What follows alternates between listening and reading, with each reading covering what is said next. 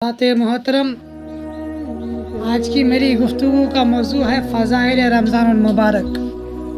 لہٰذا ابھی میں نے قرآن عظیم کی جس آیہ کریمہ کی تلاوت سے اپنے آپ کو مشرف کیا اور آپ حضرات کو بھی مشرف کیا، اللہ تبارک و تعالیٰ نے ارشاد فرمایا یا ایھا الذین آمنوا کتب علیکم الصیام کما کتب علی الذین من قبلکم لعلکم تتقون۔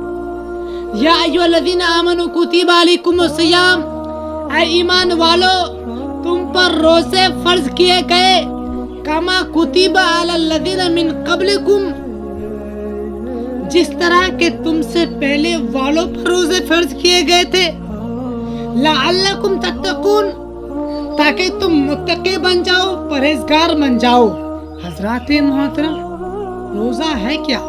لغت میں صوم کسی چیز سے روکنے اور چھوڑ دینے کو کہتے ہیں، یا اور روزے دار کو صائم اس لیے کہتے ہیں کہ وہ کھانے پینے اور عمل تزویج سے اپنے آپ کو روک لیتا ہے۔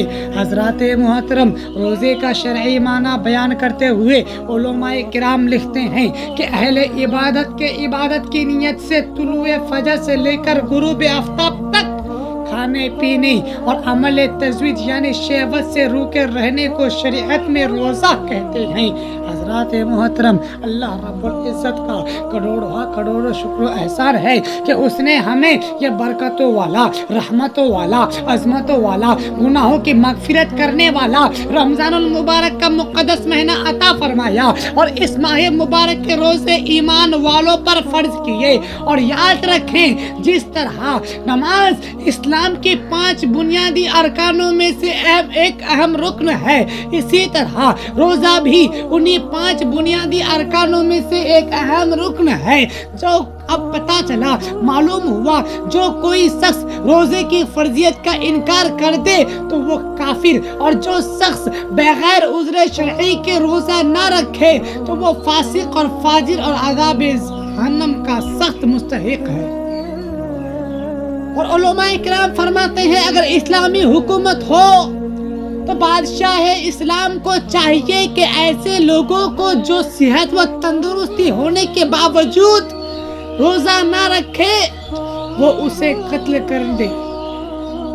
حضرات محترم، حدیث پاک میں ہے، عن ابن عمر رضی اللہ تعالی عنہما قال قال رسول اللہ صلی اللہ تعالی علیہ وسلم بنی الاسلام علی 5 شہادت اللہ الہ الا اللہ وان محمد عبدہ ورسولہ واقام الصلاۃ وایتاء الزکاۃ والحج وصوم رمضان۔ حضرت ابن عمر رضی اللہ تعالی عنہما سے روایت ہے کہ حضور نبی اکرم صلی اللہ تعالی علیہ وسلم نے فرمایا کہ اسلام کی بنیاد 5 چیزوں پر رکھی گئی ہے۔ پہلا نمبر کلمہ پڑھنا، دوسرا نمبر نماز قائم رکھنا، تیسرا نمبر روزے رکھنا، چوتھا نمبر زکوٰۃ دینا، 5واں نمبر حج کرنا۔ ان 5 چیزوں پر اسلام کی بنیاد رکھی گئی ہے۔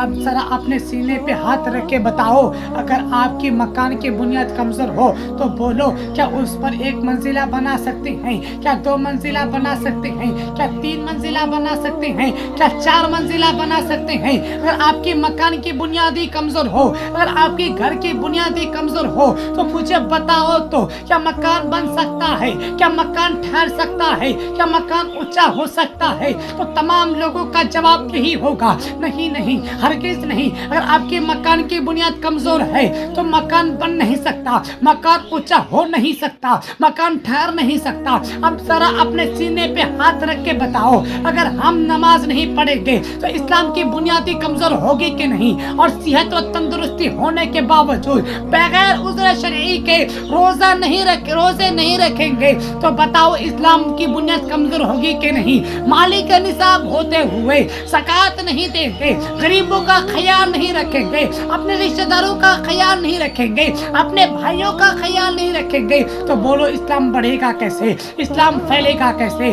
اسلام پھیلے گا کیسے؟ حضرات یاد رکھنا، میرے نبی فرماتے ہیں، جس نے اسلام کی بنیاد کو کمزور کیا اس سے میں بھی ناراض ہوتا ہوں اور خدا بھی ناراض ہوتا ہے۔ اور ہمارا عقیدہ تو یہ ہے، میرا ماننا تو یہ ہے، جس سے خدا ناراض ہو جائے جائے اور خدائے رسول ناراض ہو جائے، نہ تو وہ دنیا میں کامیاب ہو سکتا ہے اور نہ ہی آخرت میں کامیاب ہو سکتا ہے۔ حضرات محترم، اس ماہ مبارک کی، رمضان المبارک کی بہت ہی فضیلت بیان کی گئی ہے۔ حدیث پاک ہے، عن ابی ہریرہ رضی اللہ تعالی عنہ قال قال رسول اللہ صلی اللہ تعالی علیہ وسلم اذا دخل شہر رمضان فتحت ابواب السماء وفی روایہ فتحت ابواب الجنت وغلقت ابواب جہنم وسلسلات الشیاطین وفی روایہ وفتحت ابواب الرحمہ۔ مشکات شریف کتاب الصوم الفصل اول صفحہ نمبر 173 سطر نمبر 5-6 میں ہے۔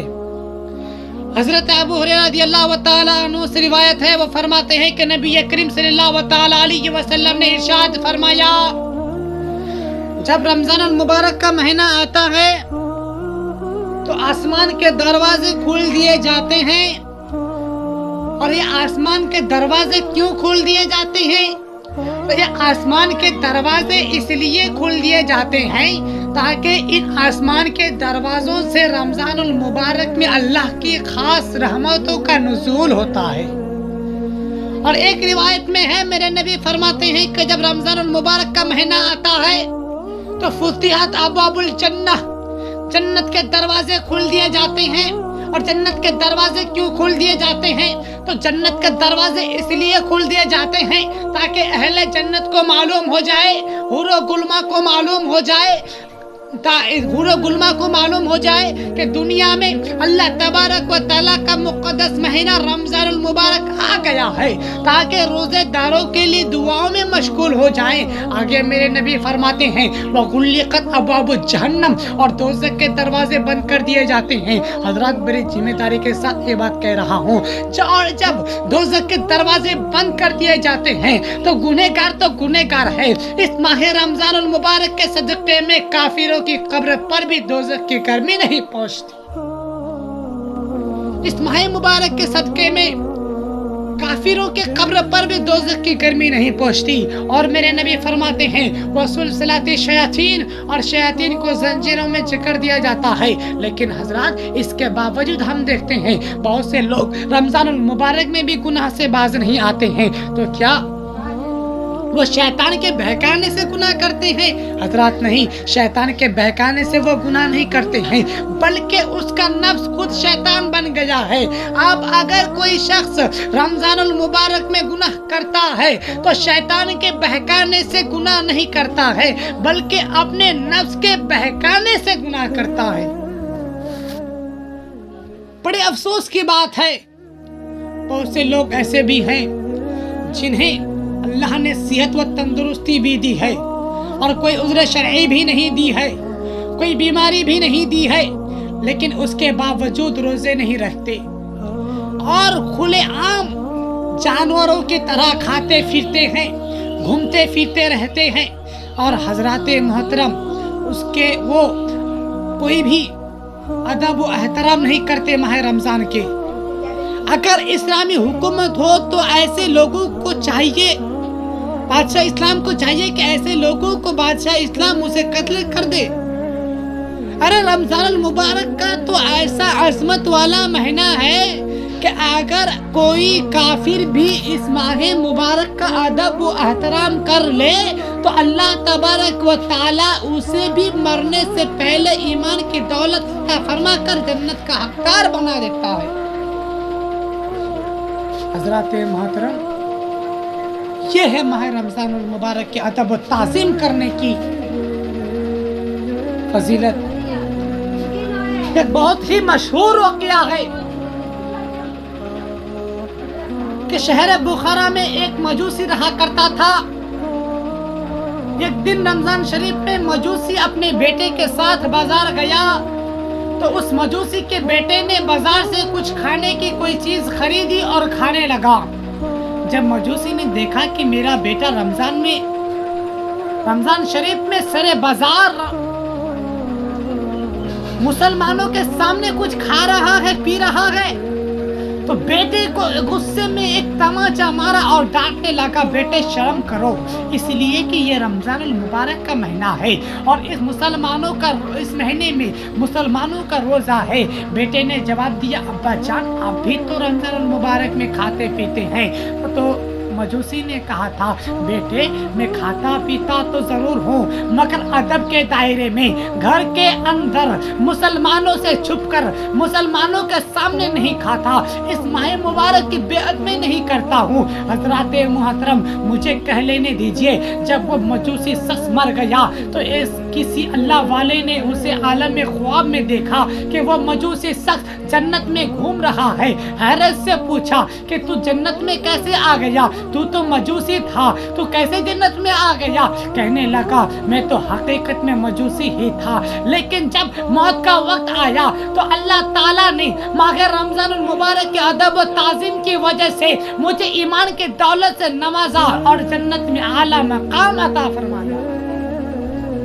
جب ایک مجوسی ماہ رمضان المبارک کا ادب و احترام کر لے تو اللہ تعالیٰ اسے بھی مرنے سے پہلے ایمان کی دولت عطا فرما کر جنت کا حقدار بنا سکتا ہے۔ تو آپ ایسا کر لیں کہ جو مسلمان ہو، مومن ہو اور وہ اس ماہ مبارک کا ادب و احترام کرے اور اس ماہ مبارک کے روزے رکھے تو اس کی شان اور عظمت کا عالم کیا ہوگا۔ حضرات محترم اور ایک روایت میں ہے میرے نبی فرماتے ہیں جب رمضان المبارک کا مہینہ آتا ہے تو فتحت ابواب الرحمہ، تو رحمت کے دروازے کھول دیا جاتا ہے اور روزہ دار بندوں پر، تاکہ روزے دار بندوں پر اللہ کی خاص رحمتوں کا نزول ہوتا رہے۔